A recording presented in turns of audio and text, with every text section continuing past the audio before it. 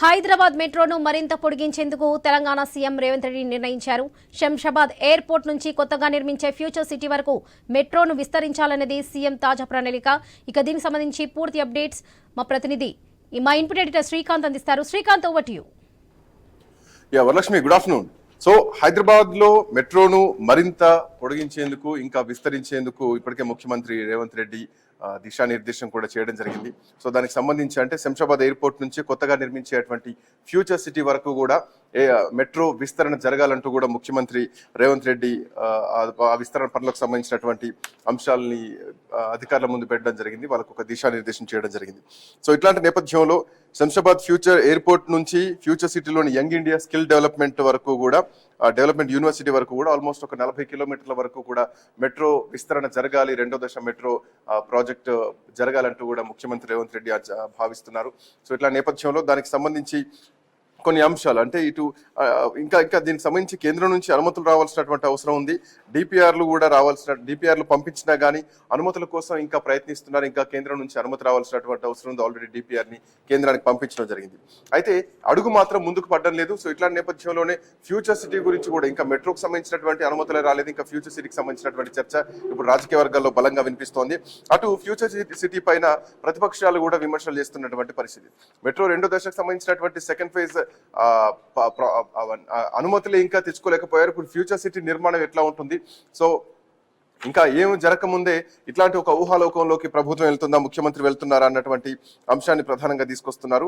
అయితే ఇటు నాగోల్ నుంచి ఎక్కడి నుంచి మెట్రో అంటే ఈ ఫ్యూచర్ సిటీ ఏదైతే ఉందో Nagole to Shamshabad airport, Rayadurgam to Kokapet Neopolis, అట్లాగే ఎంజీ బేస్ నుంచి Chandrayangutta, Miyapur to Patancheru, at same time LB Nagar నుంచి హయత్ నగర్, ఈ మార్గాల్లో కూడా ఆల్మోస్ట్ 76 కిలోమీటర్ల వరకు కూడా విస్తరించేందుకు ఒక ప్రణాళిక సిద్ధం చేశారు. దానికి సంబంధించి 24,000 కోట్ల రూపాయల పైచిలుకు 24,269 కోట్ల రూపాయల అంచనా వ్యయంతో కూడా డిపిఆర్ ఇప్పటికీ సిద్ధం చేయడం జరిగింది. సో దీనిపైన ఇప్పటికే అటు బీజేపీ బీఆర్ఎస్ పార్టీలు కూడా మాటల యుద్ధం మొదలు పెట్టాయి.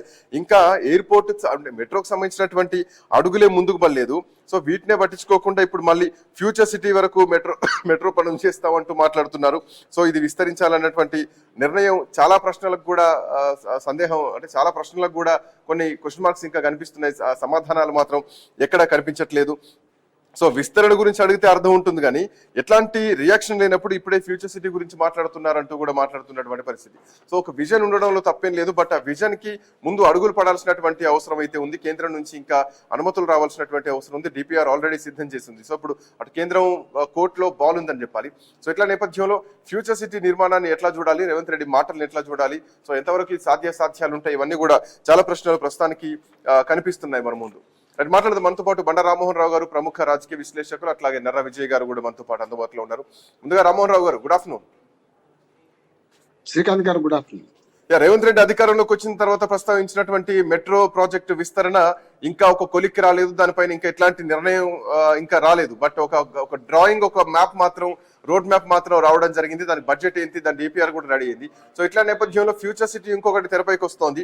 అఫ్ కోర్స్ రావడం తప్పేం లేదు. Skill India, young India development కింద అఫ్ కోర్స్ డెవలప్ కావాల్సినటువంటి అవసరం కూడా ఉంది. సో ఇట్లాంటి నేపథ్యంలో స్కిల్ యూనివర్సిటీ ఉంది, ఫ్యూచర్ సిటీ ఉంది. సో వీటన్నిటిని అనుసంధానంగా మెట్రో ఇంకా కనీసం అడుగులు పడాల్సినటువంటి అవసరం ఉంది. పత్రాలు కూడా ఇంకా డిపిఆర్ కూడా కేంద్రం అనుమతి ఇవ్వలేదు. సో ఎట్లా చూడొచ్చు ఈ ఫ్యూచర్ సిటీని? సమయం చాలా తక్కువగా ఉంది. రామ్మోహన్ రావు గారు. శ్రీకాంత్ గారు, మీకు అట్లాగే విజయ్ గారికి ఐ న్యూస్ ప్రేక్షకుల నమస్కారం. మాటలు కొట్టలు దాటుతున్నాయి కానీ కాళ్ళు గడప దాటుతున్నాయి. ఒక కళ ఉంది ఆయనకి. ఏంటంటే నేను గత ముఖ్యమంత్రుల కంటే ఒక చరిత్ర సృష్టిద్దామనే కళ ఉంది కానీ అది కేవలం మాటలంటే మరాఠీగా మారింది తప్ప ఇంకోటి ఏం లేదు. స్పష్టంగా 76 కిలోమీటర్ల దానికంటే ముందు కూడా ఇంకొకటి కూడా మాట్లాడాను ఆయన. ఏమనంటే గతంలో కేసీఆర్ గారు రాయదుర్గం నుంచి శంషాబాద్ అంటే పనికిరాదని చెప్పి, అంటే ప్రభుత్వాలు మారంగానే, పార్టీలు మారంగానే పాత విధానాన్ని కొట్టిపారేస్తూ చేస్తున్నారు. అంతేందుకు మనకు ఔటర్ రింగ్ రోడ్ చుట్టూ కూడా రైల్వే లైన్ మన మెట్రో పెడతానని, దానికి రింగ్ రోడ్ మన రింగ్ రైలు వేరే ఉన్నది. కేసీఆర్ గారి హయాంలో నిర్దేశించారు. ఏమైతుందంటే పాలకులు అప్పుడు కేసీఆర్ గారు కానీ వీళ్ళు కానీ అవకాశం వచ్చినప్పుడు పనులు చేసుకోవడం చిన్న సమస్య అంటారు. RRR విషయంలో కూడా కేసీఆర్ గారు అంతకుముందు మోడీ గారు 2017లోనే దానికి మనకు ఉత్తర భాగానికి నెంబర్ ఇచ్చారు. 6 ఏళ్ళు ఆలస్యం చేశారు 2023 దాకా. అంటే కేంద్ర ప్రభుత్వం కూడా దుర్మార్గంగా ఏంటంటే డబుల్ ఇంజన్ సర్కార్ వచ్చేదాకా మేమేం చేయం, ఈ తెలంగాణకి ఏం సహకరించామని అర్థమవుతుంది. అంటే వాళ్ళు చెప్పకనే చెప్తున్నారు. కనుక ఈ మూడు పార్టీల మూడు ముక్కల ఆటలో కేసీఆర్ 10 ఏళ్ల పాలన అయిపోయింది. మన రీజనల్ రింగ్ రోడ్ అట్లాగే అయిపోయినది. దక్షిణ భాగానికి ఇంకా దిక్కు మొక్కు లేదు. అవును, ఇప్పుడు అవును. కొత్తగా ఆయన 76 కిలోమీటర్ల చేస్తా అంటున్నారు. నేనేమంటాను అన్నట్టు 76 కిలోమీటర్లలో కూడా గతంలో ఇంకో కొన్ని ప్రతిపాదనలు ఉండే, మరి అదెందుకు మానుకున్నా నాకు అర్థం కాలేదు. హైకోర్టు కొత్త హైకోర్టు రాజేంద్ర నగర్ లో చేస్తామంటే మీరు చాంద్రాయణగుట్ట దాకానే అంటున్నాడు. ఇప్పుడు చాంద్రాయణగుట్ట దాని నుంచి హైకోర్టు నూతన హైకోర్టు భవనం దాకా చేస్తా అన్నారు, ఏది రాజేంద్ర నగర్ దాకా. మరి అది పోయింది తెలియదు. అంటే అసలు మొదలు 72 కిలోమీటర్లు ఏదైతే మనకు మొదటి విడతల మంజూరైన ఏదైతుందో మనకు ఎంజీబీఎస్ నుంచి ఫలక్నామా వరకు 6 కిలోమీటర్లు కాలేక ఇప్పటిదాకా ఓల్డ్ సీట్ లో ఈ అభ్యంతరాలు వచ్చినాయి రకరకాల కనుక అప్పుడు ఆపారు అనుకోండి. ఈయన వచ్చినాక చేస్తా అన్నారు కదా. చంద్రాయణగుట్ట కాడికి ఎంజీబీఎస్ ని చంద్రాయణగుట్ట అంటే అదే అన్నట్టు సగమేమో అంతకుముందు ఉన్న పథకమే, ఏది కొత్తది కాదు ఇది. అంతకుముందు 6 కిలోమీటర్లు ఆగింది ఫలక్నామా వరకు, ఆ తర్వాత చంద్రాయణగుట్ట అంటున్నారు. కనుక ఒక రూట్ లేదు, రుంగం లేదు. ఈయన మాట్లాడుతుంటే మాటలు కూడా దాటుతున్నాయి కానీ చేసే అవకాశం లేదనిపిస్తుంది. ముఖ్యంగా కేంద్ర ప్రభుత్వం దీన్ని స్పష్టత ఇవ్వాలి. ఇవాళ ఒక సుప్రీంకోర్టు మంచి తీర్పు ఇచ్చింది. అంటే కేంద్ర ప్రభుత్వం వద్ద ప్రతిపాదనలు కూడా అవుతుందా కాదా చెప్పాలి. ఇప్పుడు కొడతానంటే భయం, పెడతానంటే ఆశ ఉంటుంది కదా అని. రాష్ట్రపతికే 3 నెలలు గడువు విధించింది. రాష్ట్రపతి ఏదైనా గవర్నర్ పంపిన బిల్లులు ఆమోదించడానికి 3 నెలలు సరిపోతుంది. 3 నెలలు పెట్టిన రాష్ట్రపతికి అత్యున్నతమైన పదవి అంతకంటే లేదు. కానీ సుప్రీంకోర్టు వారిని నిర్దేశించగలిగినప్పుడు ఇట్లాంటి ప్రతిపాదనలు కేంద్ర ప్రభుత్వం దగ్గర ఉంటే ఏదైనా కావచ్చు, అది స్పీకర్ అధికారులు కావచ్చు, కేంద్ర ప్రభుత్వం అధికారులు కావచ్చు, ఒక టైం లిమిట్ చెప్పి చేయాల్సిన అవసరం ఉంది అంటున్నారు. అంటే వీళ్ళు ఏం చేస్తున్నారు, ఇప్పుడు మొన్నటి దాకా బీఆర్ఎస్ ప్రభుత్వం ఉంది, వాళ్ళకి సహకరించలేదు. ఒక 5 ఏళ్లు అటో ఇటో తిప్పలబడి ప్రతి దానికి మద్దతు తెచ్చుకుంటూ వచ్చారు కేసీఆర్ గారు. 2-5 ఏళ్లలో బయటపడదు కదా వాళ్ళు ఏం చేయరు, అజాగల స్థానం లాగా వాళ్ళు ఉంటారు కానీ మన రాష్ట్రానికి ఏం చేయరు అని అర్థమైనాక తిరగబడి. బట్ రామ్మోహన్ గారు చాలా అంశాలు మనం చూస్తున్నాం. ఇంకా మూసి ప్రక్షాళన, మూసి పునరుజ్జీవం అంటే మళ్ళీ ఇంతకాలం అది పడకేసింది, మళ్ళీ దాని ప్రస్థానం మళ్ళీ రావడం జరిగింది. దాని డిపిఆర్ రెడీ కావడానికి 15 నెలలు టైం పడుతుందని చెప్పేసి గతంలోనే ముఖ్యమంత్రి చెప్పడం జరిగింది. సో ఇంకా దాని డిపిఆర్ సిద్ధం కాలేదు. డిపిఆర్ సిద్ధమయ్యేది ఎప్పుడు, కేంద్రం దగ్గరికి పోయేది ఎప్పుడు? ఇప్పటికే కేంద్రం దగ్గర డిపిఆర్లు అన్ని పెండింగ్ లో ఉన్నటువంటి పరిస్థితి కనిపిస్తోంది. ఇప్పుడు కొత్తగా ఒక సిటీనే కొత్తగా నిర్మిద్దాం అంటారు. అఫ్ కోర్స్ మీరు అన్నట్టు ఎవరి మార్క్ వాళ్ళకు ఉంటా ఉంటుంది. వైఎస్ఆర్ ఒకటి చేసి ఉండొచ్చు, చంద్రబాబు నాయుడు ఐటీకి ఒకటి చేసి ఉండొచ్చు, కేసీఆర్ వచ్చిన తర్వాత కొంత డెవలప్మెంట్ చేసి ఉండొచ్చు. ఒక్కొక్కరికి ఒక్కొక్క స్ట్రాటజీ ఉంటా ఉంటుంది. అట్లా రేవంత్ రెడ్డి స్ట్రాటజీ 4 సిటీ అనుకుంటే ఇది స్ట్రాటజీ లాగా చూడాలి, అంటే ఆయన విజన్ లాగా చూడాలా, స్ట్రాటజీ లాగా చూడాలా, లేదంటే ఇప్పటికే ఆర్థిక పరిస్థితి రాష్ట్రంలో చాలా దీనమైన పరిస్థితికి వెళ్ళిపోతా ఉంది. మనం చూస్తూనే ఉన్నాం. రియల్ ఎస్టేట్ పరిస్థితి చూస్తున్నాం, హైదరాబాద్ లో భూముల వాల్యూ పరిస్థితి చూస్తున్నాం, రిజిస్ట్రేషన్ రుసుము పెంచే తప్ప పరిస్థితి సద్దుమణిగేటువంటి పరిస్థితులు ఐదర్ లిక్కర్ లేదంటే రిజిస్ట్రేషన్ రెవెన్యూ, ఈ రెండింటిపైనే ఉంటుంది. ఒకవేళ ఈ స్లోగన్ ని పట్టుకొస్తే గనక ఖచ్చితంగా భూముల రేట్లు పెరుగుతాయి, సో కొంత రిజిస్ట్రేషన్స్ పెరుగుతాయి, సో అట్లా ఏమైనా వాల్యూస్ పెరిగేటువంటి ఛాన్సెస్ ఉంటాయి. అట్లాంటి స్ట్రాటజీ కూడా రేవంత్ రెడ్డి చేస్తున్నారు అన్నది కొన్ని వర్గాల నుంచి వినిపిస్తున్నటువంటి వాదన. ఖచ్చితంగా మీరు చెప్పిన దాని వాస్తవం ఉంది. ఎందుకంటే కొన్ని భూములు కొనుక్కునే పని కూడా చేస్తున్నారు వీళ్ళే. ఇప్పుడు వాళ్ళకు మన తెలంగాణలో సామెత ఉంది శ్రీకాంత్ గారు, ఏమనంటే ఊపర్ షేర్ అని అందరు పరేషాని. ఇక్కడ ఏమైందంటే అసలు డబ్బులు లేవు, అప్పుడు ఇచ్చేవాడు లేవని చెప్పుకుంటూ ఆయన చెప్పుకుంటూ ఇవన్నీ పథకాలు నేను మొదలు పెట్టినా, నేను ప్రారంభించిన, నేను దీని ఆలోచన నాది అని చెప్పుకోవడానికి మాత్రమే ఉంటుంది. ఇంకొక 3 ఏళ్ళు మిగిలిపోయింది. 16 నెలలు అయిపోయింది ఇప్పటికే. 1.5 year అయింది. 6 నెలల ముందు ఎలక్షన్స్ వస్తాయి.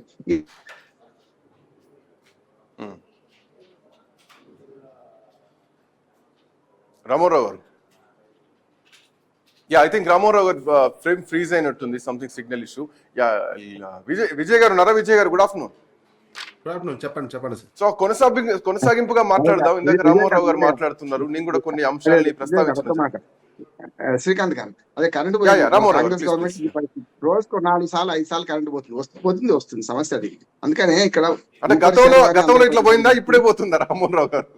ఇప్పుడే పోతుంది. గత 10 ఏళ్లలో మొదటి సంవత్సరం తప్ప ఇప్పటి 9 ఏళ్ళు ఎప్పుడు పోలేదు. నేను బీఆర్ఎస్ అభిమాని కాదు, అది కాదు, కానీ సందర్భం వచ్చింది కాబట్టి ప్రస్తావించాల్సి వచ్చింది. గతంలో 9 ఏళ్ళ కరెంట్ పోయిందా, ఇప్పుడు లైవ్ లో ఉన్నప్పుడు ఎక్కువ పోతుంది. ఇప్పుడే ఎక్కువ అవుతుంది సార్. మా ఇంటి పొలం ఉంది, వ్యవసాయ కరెంట్ కూడా చూస్తున్నాం కనుక నేనేమంటున్నాను అన్నట్టు ఊళ్ళో ఉంటున్నాను కనుక నాకు ఈజీగా తెలుస్తుంది. హైదరాబాద్ కూడా పోతుందో లేదో విజయ్ గారు చెప్పాలి. ఇక్కడ ఏమవుతుందంటే శ్రీకాంత్ గారు, ఇప్పుడు ఆయన ప్రతిపాదనలు ఏవైతున్నాయో ఆలు లేదు, జీవులు లేదు, కొడుకు పేరు సోమలింగం అన్నట్టు ఆ 30,000 ఎకరాలు సేకరించింది గత ప్రభుత్వం. నేను వాళ్ళు సేకరిస్తే మంచిదే కాదంటలేదు, అది ఫార్మా సిటీ కోసం సేకరించి. ఫార్మా సిటీ వద్దన్న వాడు ఫ్యూచర్ సిటీ అంటున్నారు. పేరు మార్చినంత మాత్రాన రైతుల బాధనే తాగలేక రైతుల మీద ముసలి కన్నీరు అయితే వీళ్ళు చేశారు కదా. ఇప్పుడు ఏమంటున్నానంటే దానికి మెట్రో అవసరం అంటున్నాను. ఇప్పటికే భూముల సేకరణకు రోడ్డు మార్గాన భూముల సేకరణకు ఇప్పటికే అభ్యంతరాలు పెడుతున్నారు. 10 కోట్లు 12 కోట్లు 20 కోట్ల దాకా ఉన్న ఎకరం భూమికి వాళ్ళు ఇచ్చేది 12 లక్షలు 16 లక్షలట. ఎట్లా సాధ్యం అవుతుంది? కనుక భూమి సేకరణకి ఇబ్బంది ఉన్నప్పుడు మెట్రో సేకరణ చేసుకుంటూ పోదామన్నది అది ఒక కళ అంటున్నాను. అన్నిటికంటే వీళ్ళ పెద్ద విలన్ బీజేపీ అంటున్నాను, స్పష్టంగా చెప్తున్నాను. అంటే వాళ్ళ డబుల్ ఇంజన్ సర్కార్ వచ్చేదాకా ఏ ప్రభుత్వం, ఆనాడు బీఆర్ఎస్, ఈనాడు కాంగ్రెస్ కావచ్చు, బాధితులు మనం అవుతున్నాం. వీళ్ళిద్దరి మధ్యన ఏమైతుందంటే చివరికి విసుగొచ్చి ఢిల్లీ ఎన్నికల్లాగా మనం కూడా తెలంగాణ ప్రజలు విసుగొచ్చి బీజేపీని గెలిపిస్తారేమన్న ఆలోచనతో బీజేపీ ఉందని నేను అనుకుంటున్నాను. మన ఢిల్లీ ఎన్నికల్లో అదే జరిగింది. అంటే కేంద్రంలో ఒక ప్రభుత్వం, రాష్ట్రంలో ఒక ప్రభుత్వం ఉంటే పనులు కావడం లేదనే మాట తీసుకొచ్చి, అంటే మంగళ పెట్టి తెలంగాణ సమాజం మంగళ పెట్టి ఇరుక పెడితే ఆ అడకత్తలలో పోకచేవ చేస్తే. సో ఈ లెక్క మీరు అంటున్నట్టు ఒక్క తెలంగాణ విషయంలోనే కాదు, పూర్తి సౌత్ విషయంలోనే భారతీయ జనతా పార్టీ ఇట్లాంటి ధోరణి చూపించేటువంటి అవకాశం కూడా ఉంది. ఆఫ్ కోర్స్ ఇప్పుడు నెక్స్ట్ తమిళనాడులో కూడా చూడాలి మనం. సౌతే కాదు శ్రీకాంత్ గారు, ఏమంటే పశ్చిమ బెంగాల్ సంగతి ఏంటి? మీరు ప్రతిపక్షం ఎక్కడ దగ్గర ఉందో, ప్రాంతీయ పార్టీలు ఎక్కడ ఉన్నాయో, ప్రాంతీయ పార్టీల హరణానికి, సమాఖ్య స్ఫూర్తి భంగానికి పెద్ద ఎత్తున బీజేపీకి అక్కడ కట్టుకుంది. అందుకని ఇప్పుడు వాళ్ళ పొత్తులు దక్షిణ భారతదేశంలో తెలంగాణలో మంచి అవకాశాలు ఉన్నాయి. నేను బీజేపీకి ఒకటే విజ్ఞప్తి, వాళ్ళ మీద కోపం లేదు నాకు. వాళ్ళు పనులు చేసి చూపించండి, ఆటోమేటిక్ గా మీకే ప్రజలు ఓట్లేస్తారు కదా. 8 మంది ఎంపీలను గెలిపించారు, ఇవాళ 8 మంది ఎమ్మెల్యేలను గెలిపించారు. గతంలో కంటే బీజేపీ బాగా పుంజుకున్నది. మన ఎమ్మెల్సీ ఎన్నికల్లో 2 ప్రాంతీయ పార్టీ, ఓ జాతీయ పార్టీ చతికిలబడ్డది. మీరు దాన్ని బట్టి ప్రజల మనోభిష్టాన్ని బట్టి మేము పనులు చేస్తున్నాం అని చెప్పుకుంటే బాగేది కదా అంటున్నాను. అది కాకుండా మేము అధికారంలోకి వచ్చేదాకా వచ్చేదాకా అమావాస్య ఆగదు, బీజేపీ కోపం వస్తే ఈ 4 సీట్లు కూడా 8 సీట్లు కూడా పోతాయి అంటున్నాను. కనుక దయచేసి మన తెలంగాణ అభివృద్ధి విషయంలో కేంద్ర ప్రభుత్వం నుంచి ఏమి సహకారం కావాలని అవన్నీ సహకారం చేయమంటున్నాను. మన హైదరాబాద్ యూనివర్సిటీ విషయంలో కూడా వీళ్ళు రాళ్ళు వేస్తున్నారు. ఇప్పుడు వీళ్ళు ఏం చేస్తున్నారు, రాళ్ళు విసురుతున్నారు, కానీ అసలైన పని జరగడం లేదు. కేంద్రంలో ఏ ప్రభుత్వం ఉన్నా, రాష్ట్రంలో ఏ ప్రభుత్వం ఉన్నా సమాఖ్య స్ఫూర్తిని కాపాడండి, మాకు విభజన చట్టంలో ఉన్న హామీలు అమలు చేయండి. అట్లాగే అభివృద్ధి విషయంలో గతంలో మీరు ఇచ్చిన హామీని అమలు చేయాలంటున్నాం. ఉత్తర త్రిపులార్ విషయంలో ఎప్పటికో మంజూరై మన ఏమంటారు, మన జాతీయ రహదారి నెంబర్ వచ్చిన తర్వాత కూడా ఎందుకు కావడం లేదు? భూసేకరణ 90% పూర్తి అయింది ఉత్తర త్రిపులార్కి, మరి ఎందుకు కావడం లేదు? దక్షిణ త్రిపులార్కి మాత్రం పూర్తిగా రేవంత్ రెడ్డి కారణం కూడా అంటున్నాడు. ఆయన మన ఏమంటారు దాన్ని అలైన్మెంట్ మార్చిండు, ఆయన కోసం కొన్ని కిలోమీటర్లు పెంచిండు. అంటే ఆయన భూములు ఉన్నాయని, ఆయన భూములు పోకుండా ఉండాలని, వాళ్ళకి సంబంధించిన భూములు పోకుండా ఉండాలని దక్షిణ అలైన్మెంట్ లో అశ్రద్ధ చేసింది, పిల్లు మొక్కలు వేసింది రేవంత్ రెడ్డి గారు. మేము కేంద్ర ప్రభుత్వం సహకారం అడగం, మేమే చేసుకుంటామన్నాడు. అంటే ప్రతిరోజు పరగడిపే ఇవాళ సంక్షేమ పథకాలకు దిక్కు లేదు, డబ్బులు లేవని ఆయన ఏడ్చుకుంటూ ఇవాళ ఇన్ని పథకాలు చేస్తున్నారంటే కేవలం ఆర్భాటం తప్ప ఇంకోటి లేదని నేను అనుకుంటున్నాను. రైట్, వెల్కమ్ బ్యాక్ టు ఒక్క నిమిషం. రామారావు గారు వస్తాను మీ దగ్గరికి. నరవ విజయ్ గారు, గుడ్ ఆఫ్టర్నూన్. చెప్పండి. ఒకవైపు సంక్షేమ పథకాలు మోత, అంటే ఆ బరువు చాలా విపరీతమైనటువంటి బరువు ప్రభుత్వాన్ని ఇప్పటికే మోస్తుంది, ఇవ్వలేనటువంటి పరిస్థితిలోకి వెళ్ళిపోయింది. 6 గ్యారెంటీల్లో పూర్తి స్థాయిలో అమలు చేయలేనటువంటి పరిస్థితి.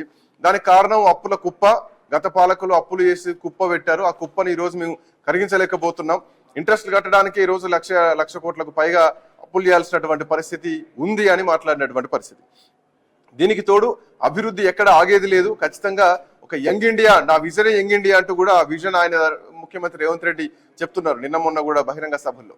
ఆ విజన్, ఈ అప్పులు, ఈ సంక్షేమ పథకాలు, ఈ 6 గ్యారెంటీలు, ఇప్పుడు ఈ ఫ్యూచర్ సిటీ. ఇందాక రామ్మోహన్ రావు గారు ఒక పాయింట్ అన్నారు, గత ప్రభుత్వం 1000 ఎకరాల భూములు సేకరించడం జరిగింది ఫార్మాసిటీ కోసం. దాన్ని ఏం చేస్తున్నారు, దాన్ని దేనికోసం వాడుతున్నారు, దాన్ని వదిలేసి హెచ్సి భూముల మీద పడాల్సినటువంటి అవసరం ఉన్నది. ఇవన్నీ కూడా చాలా క్వశ్చన్ మార్క్స్ లో. ఈ విజన్ ఎట్లా చూడాలి నర విజయ్ గారు? చూడండి, అప్పుల విషయము ఎన్నికలకు ముందే కాంగ్రెస్ పార్టీ ఓ మేనిఫెస్టో కమిటీ ఏర్పాటు చేసి రాష్ట్రానికి ఉన్న అప్పుల మీద మాకు పూర్తి అవగాహన ఉందనే ఎన్నికల మేనిఫెస్టోలో వీళ్ళు 6 గ్యారెంటీలు పెట్టారు. ఇప్పుడు అప్పుల విషయం చెప్తున్నారంటే అది మోసం చేసినట్టే. ఫస్ట్ నెంబర్ 1 మోసం. తెలిసిన తర్వాత కూడా ఇచ్చారు, ప్రజలను మోసం చేయడానికి అది ఇచ్చిన అనేది చెప్పడం. ప్లస్ ఒకవేళ అప్పులున్నా మీరు ఏం చేయాలి, దాన్ని ఆదాయం పెంపొందిస్తారు. మీరు ఆదాయాన్ని పెంపొందించలేక ఆదాయానికి సంబంధించిన అన్నిటికి గండి కొట్టి ప్రభుత్వానికి ఆదాయం రాకుండా చేసేసి మీరు స్పీడ్గా వెళ్తున్న వాహనాన్ని అదే విధంగా కంటిన్యూ చేస్తే మీకు ఆదాయం పెరిగేది. ఆదాయం మొత్తం పడిపోయే విధంగా చేసేసిన తర్వాత మీకు ఇస్తా అన్నటువంటి హామీలకు సంబంధించిన ఒక పైస లేకుండా అయిపోయినటువంటి పూర్తిగా మీ చేతగానితనం, ఇప్పుడు ఉన్నటువంటి ప్రభుత్వం తన సామర్థ్యాన్ని పెంపొందించుకోలేక, ఆదాయాన్ని పెంచలేక అప్పులు ఉన్నాయని చెప్పే ఒక సాకే. అంటే వీళ్ళ అడుగులు కూడా కొన్ని పడుతున్నాయి కదా. సంవత్సరంన్నర అయింది అధికారంలోకి వచ్చి, కాంగ్రెస్ పార్టీ 10 ఏళ్ల ప్రతిపక్షంలో ఉంది. సో వచ్చిన తర్వాత మూసీ నదిని ఎట్లా ప్రక్షాళన చేయాలని చెప్పేసి దక్షిణ కొరియాకి వెళ్లారు. అక్కడ సియోల్ నగరం మొత్తం తిరిగారు. సో అక్కడ ఎట్లా ఉంది వాతావరణం అవన్నీ చూడడం జరిగింది. ఒక పెద్ద పర్యటన చేసి వచ్చారు. సో దాంట్లో కొంత డెవలప్మెంట్ ఇక్కడ ఉంది. అండ్ దావోస్ కూడా గతంలో బీఆర్ఎస్ పార్టీ అధికారం ఉన్నప్పుడు 40,000 కోట్ల రూపాయలు ఎంతో తెస్తే వీళ్ళు 1,50,000 కోట్ల రూపాయల వరకు దావోస్ నుంచి మేము పెట్టుబడులు పట్టుకొచ్చామని చెప్పేసి భారీ భారీ కటౌట్లు కూడా హైదరాబాద్ లో పెట్టినటువంటి సందర్భాలు కూడా ఉన్నాయి. సో ఇది కూడా మనం కొన్ని అబ్జర్వ్ చేయాలి కదా పరిగణలోకి. ఇవన్నీ తిరిగారు, ఏది మూసి ప్రక్షాళన కోసం తిరిగారు తప్ప ఖర్చు అయింది తప్ప ఏదైనా ప్రణాళిక సిద్ధమైందా? దానికి సంబంధించినటువంటిది లేదు కదా. ప్రజలు తిరుగుబాటు చేశారు, హైదరాబాద్ మూసి పేరుతోటి అది చేస్తారు అనేది. ఒక్క ప్రోగ్రామ్ కూడా ఇప్పటి వరకు పూర్తి స్థాయిలో సక్సెస్ కాలేదండి. ఈ గవర్నమెంట్ ప్రతిదీ సగం సగం చేసి ప్రజల అసంతృప్తికి గురవుతున్నటువంటిది. ఏ పథకం, సంక్షేమ పథకాలు సగం సగమే, అభివృద్ధికి సంబంధించినటువంటి సగం సగమే, ఏది కూడా పూర్తి కానటువంటిది. వాళ్ళు ఇంక్లూడింగ్ సొంత నియోజకవర్గంలో కంపెనీ పెట్టాలంటే కూడా సగం సగం పని ఎలాగ చెర్లది. ఇప్పుడు ఫార్మాసిటీ రద్దు చేసినావు, అక్కడ ఫ్యూచర్ సిటీకి మెట్రో, అదేమన్నా అది మెట్రో అవసరం. మెట్రో ఎక్కడ అవసరం? ముందు ఇప్పుడు హైదరాబాద్ లో చుట్టూ ఉన్న జనం ఎక్కువ ఉన్న చోట ఫస్ట్ మెట్రో పెట్టండి. మీరు మెట్రో అనేది ఇప్పుడు ఆడ ఏం చేస్తారు, కొత్త సిటీకి సంబంధించినటువంటిది ఎయిర్పోర్ట్ నుంచి ఒక 8 ways లైన్ వేస్తున్నారు. ఆ ప్రపోజల్ అనేది వస్తే ఈ నిర్మాణం అయ్యేసరికి చాలా సమయం పట్టుద్ది. ఒక 5 రోజులు 10 రోజులు అయ్యేది కాదు కదా. Years time. వినండి, డెవలప్మెంట్ మీన్స్ ఇక్కడ లక్షల జనాభా ఉన్నటువంటి దానికేమో ఏది లేదు. ఇక్కడ లక్షల జనాభా ఉన్నటికి ముందు మెట్రో సౌకర్యం కల్పించిన తర్వాత మెట్రో వాస్తవానికి లాసులు ఏమైనా ఉంటది ప్రపంచవ్యాప్తంగా కూడా. ఒక సిటీని పెంచడానికి కూడా ఉపయోగపడుతుంది కదా. సిటీ అటు పెరుగుతుందంటే లక్షల జనాభా కూడా కొంత ట్రావెల్ అవుతారు కదా, షిఫ్ట్ అవుతారు కదా. షిఫ్ట్ అయితే నీకేంది, జనాభా వచ్చిన తర్వాత ప్రజల సౌకర్యం కోసం మెట్రో కావాలి. ఎట్లాగా నష్టాల్లో ఉంటున్నటువంటిది అది ప్రజలు భరించాలి, ప్రభుత్వాలు భరిస్తుంది. జనం బాగా అయిన తర్వాత మెట్రోలు ఉంటాయి, ఎక్కడైనా ఏ సిటీలో అయినా. జనం లేని దగ్గర మెట్రోలు పెట్టరు, ఎందుకంటే అది సహసిద్ధంగానే నష్టాల్లో ఉంటుంది. అది ప్రజల సౌకర్యం కోసం పెట్టాల్సినటువంటి ట్రైన్ అది వదిలిపెట్టి ఎంతసేపు ఇటు చుట్టుపక్కల ఇటు ఉన్నాయి మిగతా చోట మేడ్చల్ వైపు మిగతా ఇవి ఎక్కువ తొందరగా ఆ ప్రపోజల్స్ బాగున్నాయి, త్వరగా పూర్తి చేయాలి. అవి లాస్ట్కి అది పూర్తి చేసుకోవాలి, కానీ కాన్సన్ట్రేషన్ అంతా అటు ఎక్కువ కనిపిస్తుంది. అంటే ఏమైండొచ్చు మరి ముఖ్యమంత్రి ఉద్దేశం ఏమైండొచ్చు? ఎందుకు మరి జనాలు లేని దగ్గర మెట్రో తీసుకెళ్ళాలి? ఆయన విజన్ ఉంటుంది కదా, ఇటు డెవలప్ చేయాలనేటువంటి ఉద్దేశం. అంటే వెంటనే ఐటీ రంగం, హైటెక్ సిటీ వెంటనే బంగ్లా లేవలేదు కదా. సో అది పునాది పడితే ఇప్పుడు కొంత మనం డెవలప్మెంట్ చూస్తున్నాం, కొంత ఫ్యూచర్ చూస్తున్నాం. సో ఫ్యూచర్ థాట్ కూడా అనుకోవచ్చు కదా. ఇప్పుడున్న ముఖ్యమంత్రికి ప్రభుత్వానికి తన సొంత లాభమే ఉన్నది, ప్రజల లాభం కోసం ఆలోచించట్లేదు. అక్కడ వాళ్ళు కొన్న భూములకు వాల్యూ పెంచుకోవడం కోసం చేస్తున్నటువంటి చర్య కిందనే చూడాల్సినటువంటి అవసరం ఉంటుంది. అంతే తప్ప ఎవరైనా ఏ ముఖ్యమంత్రి అయినా ఆ ప్లాన్ ఉండొచ్చు, భవిష్యత్ అవసరాలు అది ఓకే ఉండొచ్చు, కానీ అదే మెయిన్ అయినట్టు ఇటు జనం ఉన్న చోట తక్కువ అయిపోయినట్టు ఆడ నీకు 8 ways రోడ్ వేస్తున్నారు, ఆ రోడ్ల మీద తిరుగుతున్న తర్వాత అప్పుడు ఆ ప్లాన్ అది ఓకే, ఒక లాంగ్ రన్ ప్లాన్ బాగుంటుంది. అసలు అదే మెయిన్ ప్లాన్ అయినట్టు ఇప్పుడు ఎల్బినా నుంచి ఆయతనగర్ది పోయింది, ప్యారడైజ్ నుంచి మేడ్చల్కు వచ్చేది, అది మెయిన్ కదా. నీకు ఎయిర్పోర్ట్ వేయడం మెయిన్. ఈ మూడింటి మీద యుద్ధ ప్రాతిపదికగా వితిన్ చేసేటట్టు ఉండాలి. ఎంతసేపటికి ఎయిర్పోర్ట్ నుంచి అదే ఆ 40 కిలోమీటర్ల మీదనే కాన్సన్ట్రేషన్, రివ్యూస్ దానికి సంబంధించిన దాని మీదనే పెడుతున్నారు తప్ప ఇది లేదు. ఎందుకు వాళ్ళ అవసరాలు అనేది ప్రధానంగా కనిపిస్తున్నటువంటిది. ఇక మూసీ ప్రక్షాళనకు సంబంధించి కూడా ఏమైంది, అక్కడ వేసిన గొంగలు అక్కడ దావాసు, ఇక్కడ సియోలు పంపించారు, చూశారు, అది చేశారు. ఏదైనా అడుగు ముందుకు పడిందా? 1,50,000 కోట్ల లోన్ కావాలన్నారు, అవన్నీ పెట్టి చేస్తామన్నారు. ఎవరు లోన్లు ఇవ్వడానికే ముందు వస్తలేదు. నీకు నువ్వే రాష్ట్రం దివాలా తీసిందని 1-2 సార్లు ప్రకటించుకున్న తర్వాత ముఖ్యమంత్రి స్థాయిలో ఉన్న వ్యక్తి నీకు ఎవరు లోన్లు ఇస్తారు? ఆఖరికి భూమి కుదబెట్టి తనఖా పెట్టి తెస్తా అంటే కూడా రానటువంటి సిచ్యువేషన్, ఈ ఇబ్బందికరమైనటువంటి పరిస్థితి వస్తుంది. ఇదేంటంటే ఒక పాజిటివ్ యాటిట్యూడ్ లేకుండా నెగిటివ్ థింకింగ్. ఏం చేయాలి మరి, ఏం చేయాలంటారు విజయ్ గారు? ఇప్పుడు ఏ ప్రభుత్వం వచ్చినా గానీ జరిగే పరిస్థితి ఇదే కదా. గత ప్రభుత్వం అప్పులు చేస్తున్నారు,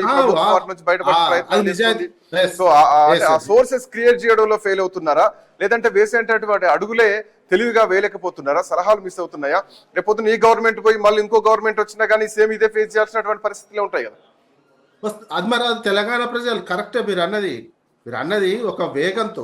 ముందు ఏంటంటే తెలంగాణ కొత్తగా ఏర్పడిన రాష్ట్రము ఒక 10 సంవత్సరాలు ఆ వేగం పోతుంటే ఎట్లాంటి ఒకవేళ ప్రభుత్వం మారినా ఏం చేయాల్సింది ముఖ్యమంత్రి యాజ్ టీజ్గా అన్ని అదే విధంగా అదే వేగంతో చేస్తే రాజకీయాలు అంతకుముందు ఉన్న కక్షలు అవన్నీ పెట్టుకున్నా అది వేరు. ఒకసారి ముఖ్యమంత్రి అయిన తర్వాత ఆ కక్షలన్నీ లేకుండా యాజ్ టీజ్గా నువ్వు అదే వేగంతో నువ్వు డ్రైవర్ మారినండి, ప్రభుత్వం డ్రైవర్ మారింది అనుకోండి, అంతకుముందు వేగంతో పోతుంటే అదే వేగంతో పోతే నీకు తొందరగా రీచ్ అవుతావు, నీకు ఏ ఇబ్బంది జరగదు. ఇక ప్రతి దగ్గర బ్రేక్లు వేసుకుంటా, ప్రతి దగ్గర ఆపుకుంటా, స్పీడ్ బ్రేకర్ లేకుండా స్పీడ్ బ్రేకర్ వచ్చిందని చెప్పడం, ఇవన్నీ అయితే ఇట్లనే అయిపోయింది. మీకు ఆదాయం క్రియేట్ చేయలేకపోయినావు. ప్రధానమైన సమస్య ఏంది, నీ ఆదాయం రోజంత పడిపోతుంది.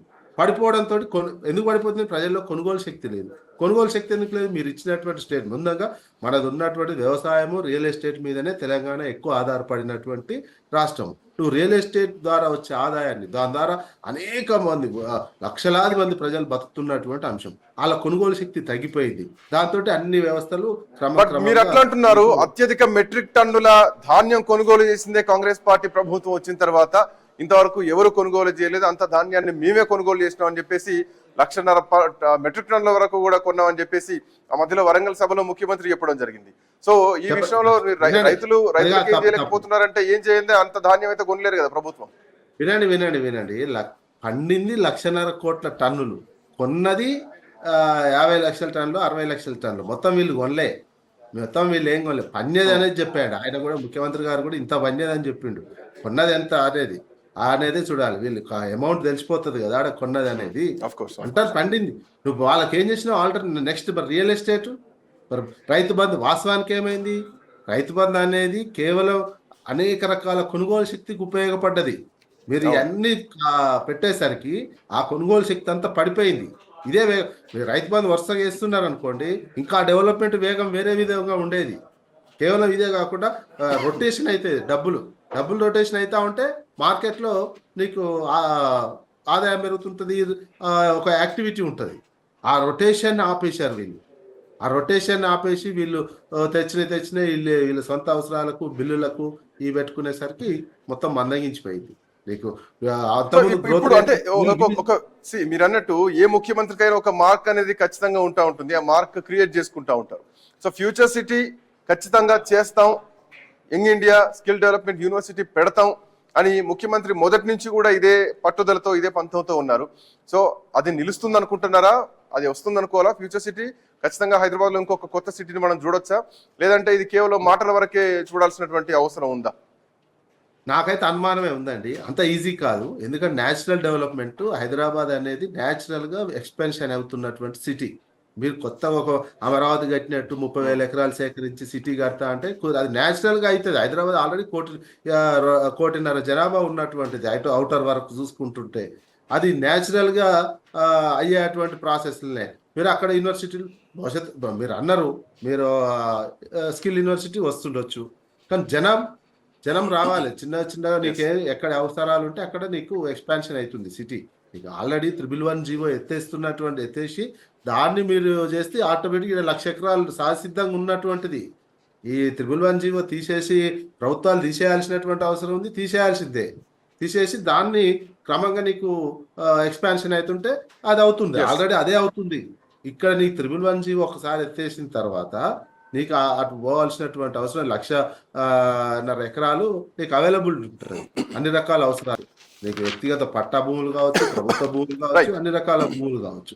అది న్యాచురల్ డెవలప్మెంట్. లేదు అమరావతి ఆయన ఆదర్శంగా పెట్టుకుంటా అమరావతి చేసిన 30,000 ఎకరాలు కొత్త అవసరం. అది హైదరాబాదే పెద్ద మెట్రోపాలిటన్ సిటీ, నేను పక్కకి ఇంకో సిటీ కడతా అంటే అది నమ్మశక్యంగానైతే లేదు. అది స్వార్థం కోసం చేస్తున్నట్టే ఉంది. కాకపోతే కొన్ని ఇండస్ట్రీస్ కొన్ని సహసిద్ధంగా వస్తుంది. రైట్, థ్యాంక్ యూ విజయ్ గారు, థ్యాంక్ యూ బండారు రామ్మోహన్ రావు గారు. మొత్తానికి అటు ఫ్యూచర్ సిటీ పైన, ఇటు మెట్రో సంబంధించినటువంటి 2వ దశ మెట్రోకి సంబంధించినటువంటి విస్తీర్ణం పైన చర్చలు నడుస్తున్నాయి. ఇప్పటికే డిపిఆర్ సిద్ధం చేసి కేంద్రానికి పంపిస్తే కేంద్రం ఇంతవరకు దానిపైన ఎట్లాంటి స్పందన లేదు, దానికి కేటాయించాల్సిన బడ్జెట్ లేదు అన్నది ప్రభుత్వం వాదిస్తోంది. దీని నేపథ్యంలో అటు బీజేపీ కాంగ్రెస్ నేతల మధ్య మాటల యుద్ధం కూడా నడుస్తున్నటువంటి పరిస్థితి. సో ఇట్లా నేపథ్యంలో ఫ్యూచర్ సిటీకి అడుగులు ఎంతవరకు పడతాయి? ఈ ప్రభుత్వంలో ముఖ్యమంత్రి రేవంత్ రెడ్డి ఊహించినటువంటి ఆ ఫ్యూచర్ సిటీ కళ్ళ ముందుకు వస్తుందా? అడుగులు ముందుకు కదులుతాయా లేదా అన్నది మాత్రం చూడాల్సినటువంటి అవసరం ఉంది. Let's see that's all for now. Next updates continue అయితే కీప్ వాచింగ్ ఐ న్యూస్.